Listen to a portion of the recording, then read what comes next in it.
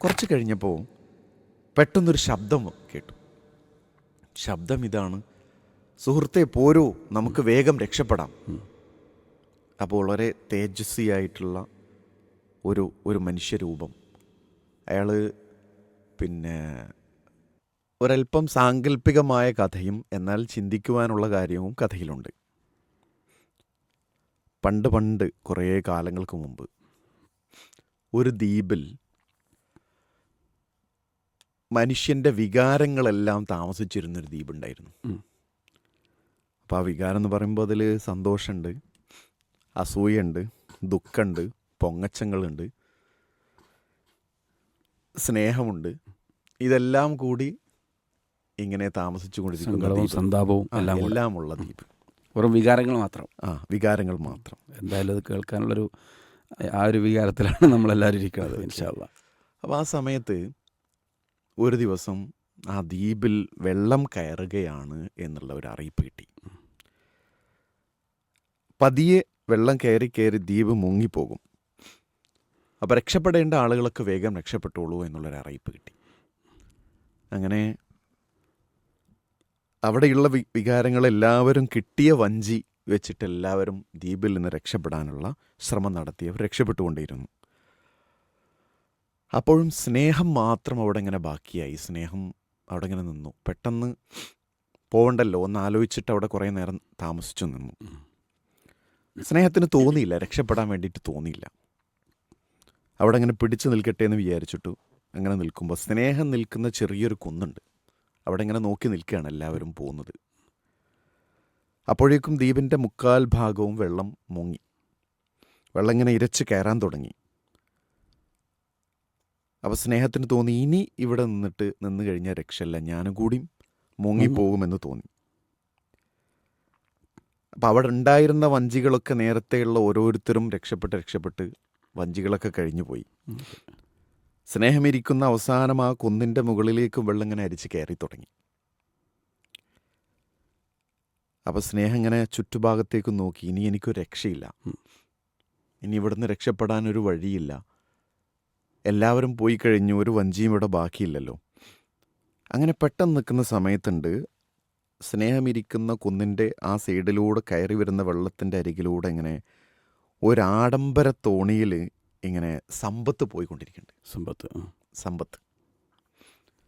അപ്പോൾ സമ്പത്തിനോട് സ്നേഹം ചോദിച്ചു, എന്നെ ഒന്ന് കൂടെ കൂട്ടുമോ, എനിക്കൊന്ന് രക്ഷപ്പെടാനാണ്. അപ്പോൾ സമ്പത്ത് അവിടെ കൂട്ടത്തിൽ എന്താ ഉള്ളത്, നിറയെ പൊന്നും പണമൊക്കെ നിറച്ചു വെച്ചിരിക്കുന്ന ആഡംബര തോണിയാണ്.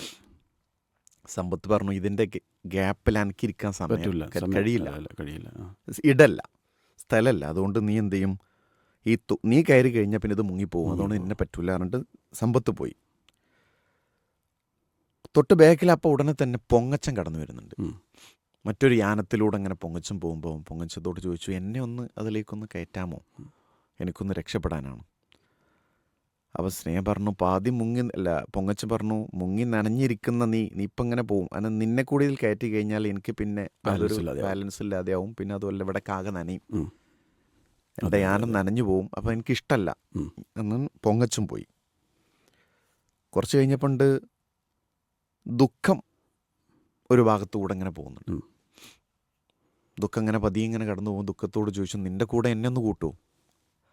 അപ്പോൾ ദുഃഖം പറഞ്ഞു, എനിക്കെപ്പോഴും ഒറ്റയ്ക്ക് പോകാനാണ് ഇഷ്ടം, അതുകൊണ്ട് എനിക്ക് വേറൊരാളെ കൂടി ഇരിക്കാൻ താല്പര്യമില്ലാറുണ്ട്. ദുഃഖവും പോയി. പിന്നെ സന്തോഷമാണുള്ളത്. സന്തോഷത്തോടും ചോദിച്ചു. സന്തോഷം നല്ല ആർമാദത്തിൽ ഇങ്ങനെ കടന്നു പോവുകയാണ്. അപ്പോൾ പറഞ്ഞു, എൻ്റെ ഈ സന്തോഷത്തിൻ്റെ ഗ്യാപ്പിൽ നീ എന്ത് ചെയ്യണ്ട, നിന്നെ ഓർക്കാനോ നിന്നെ ചിന്തിക്കാനോ എനിക്ക് കഴിയില്ല, അതുകൊണ്ട് നിന്നെ പറ്റൂല എന്ന് പറഞ്ഞു. കുറച്ച് കഴിഞ്ഞപ്പോൾ പെട്ടെന്നൊരു ശബ്ദം കേട്ടു. ശബ്ദം ഇതാണ്: സുഹൃത്തെ പോരൂ, നമുക്ക് വേഗം രക്ഷപ്പെടാം. അപ്പോൾ വളരെ തേജസ്വിയായിട്ടുള്ള ഒരു മനുഷ്യരൂപം. അയാൾ ഒരു വൃദ്ധനായ മനുഷ്യനാണ്. എന്നാൽ വളരെ കാണാൻ ഭയങ്കര ഒരുപാട് പരിചയസമ്പന്നനായ ഒരു മനുഷ്യനെ പോലെ ഒരാൾ ഒരു തോണിയിൽ ഇങ്ങനെ കയറ്റി ഇദ്ദേഹത്തെ വിളിക്കുകയാണ്, സ്നേഹത്തിന് വിളിക്കുകയാണ്. അങ്ങനെ സ്നേഹം തോണിയിൽ കയറി. അമ്പരപ്പോടുകൂടി അവസാന നിമിഷം രക്ഷപ്പെട്ടതാണല്ലോ. അമ്പരപ്പോടുകൂടി സ്നേഹം അവിടെ ഇങ്ങനെ ഇരിക്കുമ്പോൾ ആ കൗതുകത്തിലിരുന്ന് കുറേ കഴിഞ്ഞപ്പോഴേക്കും കരയെത്തി കഴിഞ്ഞ് കുറച്ച് കഴിഞ്ഞപ്പോൾ പിന്നെ തന്നെ രക്ഷപ്പെടുത്തിയ ഈ വഞ്ചിയോ അല്ലെങ്കിൽ ഈ പിന്നെ ഈ രൂപത്തെയൊന്നും കാണാനില്ല. അത്ഭുതത്തോടു കൂടി അവിടെ ഇങ്ങനെ നോക്കി നിൽക്കുമ്പോൾ അവിടെ ഇങ്ങനെ ഒരാൾ ഇരിക്കുന്നുണ്ട്.